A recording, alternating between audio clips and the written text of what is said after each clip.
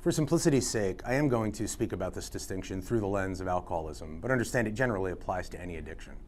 Alcoholism has both internal and external symptoms, though the interior symptoms are far more conclusive in terms of proper diagnosis than the exterior symptoms, which is what makes this ultimately a self-diagnosed disease. Therefore, rather than taking on the task of diagnosing your child, which unfortunately you are ultimately powerless over, barring their cooperation, I would offer that you be best served and probably prepared to best serve them by having an understanding of how to assist them in making the distinction should they come to a point where they're ready to ask the question.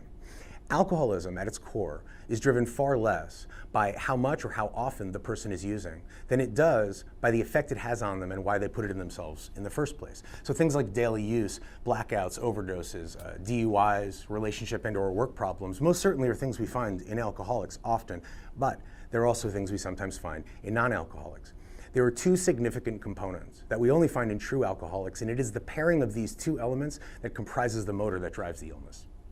The first element shows up physically, appearing only once the individual puts the drink into their system. Whereas with a normal user, who after putting in the first one will immediately start to feel a sense of satisfaction,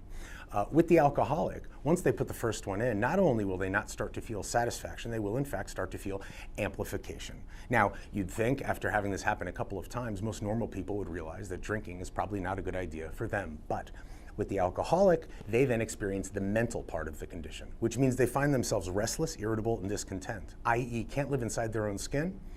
until they again find that first drink, which gives them the sense of ease and comfort they're looking for, which then, again, triggers the physical part. So the bottom line of alcoholism is once an alcoholic starts, they can't stop, and once they stop, they can't keep from starting again. This creates a deadly cycle, and history shows us that this is a cycle that the alcoholic will not be able to manage on their own and is going to need a lot of outside help to do it.